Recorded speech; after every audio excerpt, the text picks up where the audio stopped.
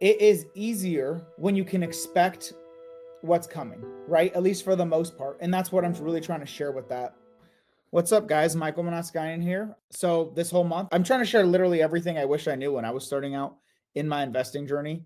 And honestly, it wasn't even what I wish I knew when I just started out. It was things that I wish I knew 2, 3 years ago in my investing journey as well that have allowed me to scale so massively. If you're not very familiar with me, it's your first time watching or whatever, and I've gone from 0 to $2 million of real estate right when I started within my first 2.5 years. The majority of that was house hacking and small multifamily off market deal finding. The big part of my journey has been the last 2.5 years, where I've gone from $2 million to over $22 million, leveraging exactly the blueprint that I try to share with as many people as possible just to help you guys out, because I was literally there. I was also stuck. I understand that maybe the speed at which you are moving is not the speed at which you want to accomplish your goals. And that's why I've created super investors. It's literally that step by step. How do you scale and achieve your overall goal of financial freedom faster? Because ultimately, I know you have a bigger purpose in this life than working for someone else for the next 40 plus years to then have a few $1,000s maybe coming in each month to just scrimp off of. So the idea is, well, how can you get there quicker with more money by working harder now? And that's really what Super Investor is all about. If you're not ready to scale your portfolio, you're just starting out, I have a completely free community called Wealth of Real Estate.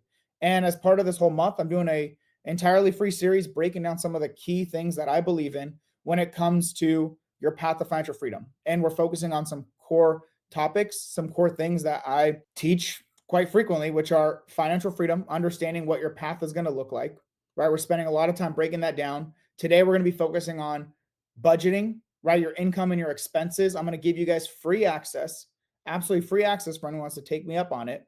Free access to my budget, net worth, and financial freedom tracker. It's all in Wealth Through Real Estate. We're going to talk about net worth tomorrow, and then more of how you track your progress to financial freedom, the real estate, stocks, and lending. And that'll basically wrap up this week. And then next week, we'll be moving into deal analysis. One of the things I think is the most fundamental when it comes to real estate. Just because you can buy a property does not mean that you should. Even if you can do it raising money, using none of your own money, does not mean that you should buy a property, because if anything, that thing is not generating you income, or it's not generating you enough income, or it's even worse, losing you income. What that is doing is that is not only preventing you from achieving your financial freedom, that's an obstacle for it. It's also taking your time and bandwidth that could then be spent on financial freedom. That's kind of the big thing here, is that you should only be buying properties that are pushing you towards your goals and are worth it, not those that just because you can buy something does not mean that you should, creatively financed or not. Then we're going to go into the various ways that I like to get deals consistently, the least amount of work, least amount of cost, and I'm able to buy deals consistently, the types of deals that I want, the majority creatively financed, without me having to do all of the freaking work that comes with wholesaling, right? And I've wholesaled plenty of deals. It's not the thing for me. It does not help me become financially free. It's great when you're starting out. It's a good entry point when it comes to real estate investing. In theory, you can do it with low money, low risk. However, if you really want to scale it, that's not practical. You need to be spending money, right? You want to make more money, you got to spend more money, and people end up spending too much money because it, whatever. Then the property acquisition blueprint. Basically, what is the step-by-step process that I do? 15-ish steps every single time. If I want to close on a deal that's cash flowing, managed by my property management, asset management, bookkeeper, all these things, so that it's managed independent from me, the operations are done, all the way until the very beginning for when a lead hits my inbox, right? How do I even generate leads when it hits my inbox, and every single step in between? What does that process look like? Because that's literally the thing I wish I knew a couple years ago, because I don't know if you guys are like me, but as someone who understands the path to what I want is primarily through imperfect action without understanding my roadmap, I feel a lot better. I feel a lot more confident. I feel a lot more clarity when I do have a roadmap, when I do know what I can expect. I understand there's variability, things come up and all that, but the reality is it is easier when you can expect what's coming, right? At least for the most part. And that's what I'm really trying to share with that. Then capital raising. I buy all of my deals using none of my own money. The $20 million plus of real estate in the last 2.5 years have come through $5 million of other people's capital. Some of it is through private money lenders, some of it private money partners. So it just really depends on the context, right? Some of that's been recycled, like replacing one PML with another. So it's not all just to acquire that one deal, but nonetheless, $5 million. I don't have $5 million in cash sitting in a bank right now either. That can then just be deployed into buying more real estate. If you have that, that's sick. You can get your portfolio set up even quicker. But the majority of us maybe have 10, 50, $100,000. Maybe some have more. I mean, I've talked to plenty of people. I know lots of people have a lot more because they partner with me. But I understand that you're not going to be able to scale your way to the portfolio that you want to achieve financial freedom in the timeline that you want using only your own money. It's just impractical for the majority of people in our country, like in the world, but definitely in our country. And then wrapping it up with systems and operations. So with that being said, today is back to financial freedom, right? We're focusing on the monthly budget worksheet. And I really want to screen share some for you guys today because I want you guys to know these tools that are available for you so that you can actually go and grab a free copy. I'm making your life easier by sharing the things that I wish I had access to when I started. So I just dropped the link in both Instagram and YouTube. All right, so this is the budget and net worth and financial freedom tracker. I just combine it all into one for you guys to use. Throw myself in there. This is the instructions. Don't worry about this right now. We're not going to go deep into this right now, but basically you're going to be able to, there's some definitions of some of the key terms. I always recommend people have an emergency fund. You have some funds set aside, ready to go and available just in case something happens. This is real estate. Things happen and you should have some of your own funds available just in case. But more importantly, you should have emergency funds for your own personal life. Investing is one thing. Your own personal life, especially if you have a family, especially you got kids, you have obligations, you really need to have some money set aside for yourself and your family. I think the most important thing the majority can do is get their personal finances straight first before worrying about investing. The benefit of investing is that it primarily grows what you save. It can grow it to larger amounts, right? That's the point. Income minus expenses is your savings. We talked a lot about that yesterday, right? Very simple. I'll show you that on the spreadsheet. But before you start investing, looking for growth, I think you need to have an emergency fund set aside for your expenses. So a lot of stuff in here, a lot of how to, all that stuff. I have a whole video on it. So for anyone who's not in wealth through real estate, absolutely free, drop the link. You can hop in, you go into the, how many people we have? 1,250 members. That's insane. That's like awesome. That's that many people I'm getting to help on their journey. Like I'm so grateful for that. Community, classroom, and then under financial freedom blueprint, just scroll down to resources and there's a video explaining how to use this. Plus there's the tracker so you can grab yourself a free copy. So that's what I did. I just grabbed the copy and we're going to go to budget. So let's take a step back. I talked a lot yesterday about your savings is a very simple equation. I don't know why people overcomplicate it, but savings is quite literally your income minus your expenses are your savings. With your savings, you can then invest that capital.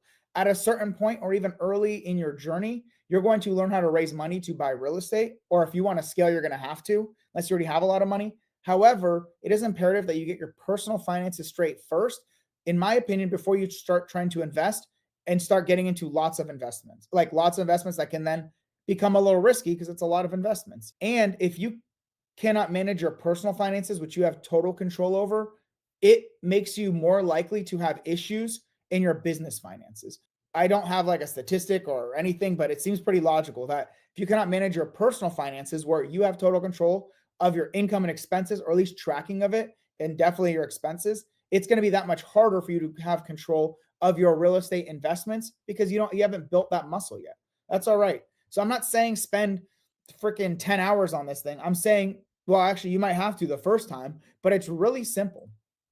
Come in, what is your income? You make it any side income. And then what are your deductions? So your income is your net income. Your gross, your total is what you actually make in theory. However, it's what you have left over after deductions, like federal taxes, state taxes, Social Security, medical insurance, dental insurance through your employer, all those things. One thing you'll see here is I always put projected versus actual, because to me, it's a very fun exercise to put what you think you're getting, especially when it comes to expenses, and then looking back and seeing, okay, what am I actually getting? For income and deductions, it doesn't really matter. If you just put your actual, that's all that really matters. However, it is very good for the expenses section because you'll probably get enlightened on exactly how much you're spending on certain categories that you may not have thought that would be the case.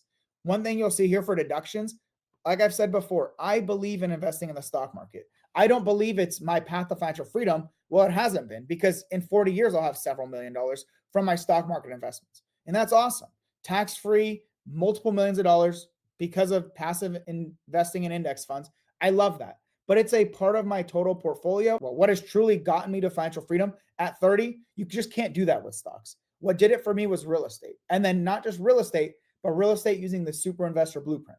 Buying creatively financed deals, especially in a market like now where interest rates are still 6, 7, 8%, especially if you're buying investment loans. I'm raising the money to buy my deal, so it's none of my own money. I'm not limited in my ability to save to be able to buy investments, and maximizing all of my investment returns through the co-living management strategy. Higher cash flow, higher appreciation, higher debt paydown, higher tax benefits, and even easier to raise capital, which is phenomenal. That's the crux of my super investor blueprint, those three concepts. So that being said, income. Get your income straight. Understand what you're bringing in each month. That's the first thing, right? Who cares what your expenses are if your income is, you don't even know what you're bringing in. When you understand your income, then it's expenses. And if you need to start with expenses, go for it. But this is harder for most people to track than your income. You have a pay stub, you have income coming in some way. Very imperative to track it that way. All right, so let's get into the actual expenses. So once again, it's really good, in my opinion, to break out your projected and then put in your actual number. So projected is, what do you think you're spending on this thing? I think most people know what their rent is or what their mortgage is. It's like, oh, I'm paying this much for it. But then the actual, like, that might be in line. But certain other things, people are not very cognizant of. Or, oh, I think I'm paying $100 a month for insurance, when in reality, it's doubled over the last couple of years. You're now paying $200 a month and you don't even know that. That might be the case now. You haven't taken a time to audit your expenses. And the reason why this is so important is you need clarity on your money in, your money out, so then you know what you're saving. The biggest thing, especially, is focus a little less on the savings. That's nice. What's the worst is your income is less than your expenses. And that is where people end up in debt. And that is where compound interest becomes your biggest enemy, because now you're in debt paying 24, 25+% interest rate on expenses that you probably should not even be spending your money on. You'll audit that right here. Like, you'll see that. So up top, we have home. So it's like home and utilities, all that good stuff. Whether you're renting or you have a mortgage, whatever. I know you're knowledgeable enough to say, okay, my mortgage includes my insurance, so don't put it here. Got it. And then it's up to you ultimately what you determine as a need versus a want. I'll show you exactly why this is really helpful, because then that translates into this budget summary tab, which is this massive cheat code, all automated for you. So need and want, right? You determine what is a need versus what is a want. But if I was to make it very simple, well, I guess I do make it very simple. Needs versus wants, right? It's ultimately up to you, but think of needs as those that are necessary, something you literally need to get by. Think of things like housing, groceries, healthcare. I even include a car, because you need to transport. If it's going to help you make money, like go to your job and all that, that's a need. You could put it as a want if you know you bought $100,000+ car, or not necessarily for usage, you bought it for all the glitz and glamour. Maybe you deem that as a want, and I would understand why you would do that. But it's ultimately up to you what you determine as a need or want, because it's your life, it's your expenses. Personal finances are exactly that, personal. So there's that. Then transportation, right? Car payments, car insurance, gas for car, all that. You see, I set a lot of this as needs, but if you're paying $1,000 a month for a car that you probably did not need, but you really wanted the very expensive car, once again, up to you how you determine if that's a need or want. Your living expenses, this is the one that shocks the most people, because they are not very cognizant of how much they are spending versus how much they think they are. But more so, this recreation one, I think, is where people get especially blindsided by. How much are you spending eating out versus what you think you're spending? This is the one where you don't realize, and I'm not saying I'm literally the last person to say scrimp and save for 40+ years so you can live with $1,000 a month of income, or have $1 million in 40 years. What's the point of life if you're just living like that and just eating lentils all day? That is not at all what I agree with. However, it is also important for you to understand your income, your expenses, and that you're not getting into debt for unnecessary spending. That's one of those things, being cognizant. How much are you spending eating out? Whatever you're spending that's recreational, that's excessive than what you need, it's for you to add in here. That's why I leave so many other categories for you. I put some ideas, but it's up to you ultimately what you're spending your money on. The easiest way to do this, right? I don't even talk about like getting your transactions, the easiest way to do this is go to your credit card statements, go to your bank statements, just open them up online and just line item by line item by line item. What did you spend money on? What did you spend money on? It will tell you the description of what you spent and how much you spent. And you just add all that in here. You say, okay, actual for this month was okay, equals I spent 1150 and then I spent 12 and then I spent 50 and then whatever. You just add it all up in there and then you have a rough idea of what your expenses are for that month. You only need to do this for a month or two to get an idea. Some months you have some really big expenses that are not normal, but just understand that that's not a normal expense for you. Recreation, any kids expenses, savings and investments. So I separate this, just as an FYI, I separate this from deductions, like your 401k, your IRA, all that stuff. I separate that to here because this is money that is coming in. Then you get your net income after your deductions. Even though some of this is a deduction, I take it here under the expenses, but it's categorized differently. And you'll see what I'm talking about in the summary. So if you're putting money towards an emergency fund, right, your savings account, high yield savings account, Roth IRA, just a regular taxable stock brokerage, health savings account, 529 plan for your kids, all that good stuff, that goes in here. Any debts, if you're paying down debts, this is one of those most important things you want to overcome is pay off your debts. And then I put real estate expenses because the majority of people I help are real estate investors. So maybe paying money for software and education and travel and all that, you need to understand that because that's part of your spending. And this will then just tell you what you projected, what your actual was, and then what the net difference was. So saying you spent 164 in reality than what you projected you would spend. This is where a lot of the magic happens. It summarizes everything for you. Your income minus your deductions, minus your expenses, minus your savings, right? This is telling you how much you have net left over each month. It makes sense that this number should be close to zero because this includes all your income minus your deductions, minus your expenses, and the majority should be in your savings somewhere. If you have a small amount, that's fine. You just need to put that money to work. It means that's more money you could use towards savings. Could you use that money towards expenses? I guess, but I would recommend putting more of that towards your savings. At least build your emergency fund until you have a couple months ready to go. This then breaks down simply your different budgeted categories. And so you can see what that looks like. And then your savings rate. It's one thing to understand your savings number, $5,000. Like this is your savings number. 1133 and this 192 are your savings number. Yep. So basically it's what are you not spending, right? Savings is what are you not spending? That's your savings number. But then it's good to understand because someone who's saving $100 versus $1,000 versus $10,000, it's all different. It's all proportional to your income. In theory, you should definitely be saving a larger dollar amount. You should be saving a fairly consistent percentage as well. So what this is saying is what are you not spending divided by your total income? That is your savings rate. The most aggressive people I know hover around 50, 60%. They're living off 40% of their income, usually living off one partner. Like if you're a married couple or splitting finances with a partner, usually you're living off one income. That's like extremely aggressive. When we did that, we were house hacking and this and that. Like we had much less expenses than the majority of people because we were sacrificing by buying a 2-unit, living in one, essentially rent free. We already had paid off cars, like $3,000, $4,000 cars. We're not spending like crazy, but it's very important for you to understand your savings rate. And this is not a competition against anyone else. It's just for yourself. The goal is to increase that so you know that you are saving some of your income. Ideally, I see the rule of thumb is like 10 to 20% is what you want to get to if you want to retire at a reasonable age. The more you do, the more aggressive it is. Or at minimum, if you're positive, at least your personal finances are straight. So then you can, when you're investing, you can also translate those skills to your real estate investing journey. And then so this breaks down your needs versus your wants as well. How much are you spending towards needs? How much are you spending towards wants? And then this is the projected versus actual as well. So that's the end of today's is the budget and budget summary. We'll be going over net worth tomorrow and why that's a very important metric. And then your financial freedom progress, which is fed in through your budget summary. People wonder, what number should I hit for? I always hear 10,000, 100,000. They don't know what number to go for. This is based on your expenses. And this will quite literally tell you what your monthly goal is to cover your needs and wants, 2 times your needs and wants, and whatever your wealth legacy goal is. You put that amount in there. We'll tell you what the annual goal is for that. Do you want to spend around $5,000 a month? You'll need around $60,000 a year. And this will tell you what percentage you are on that path based on your current investments. So we'll be talking about that in the next 2 trainings. So that, y'all, if you want a copy, I already break all this stuff down in detail in Wealth Through Real Estate. If you want a copy of that, I mean, it's in my Instagram. It's kind of everywhere. I drop it in the chat. It's in the description. It's literally everywhere. If you don't know by now, I don't know what to say. 1,253 other people got it. I want you to get it too.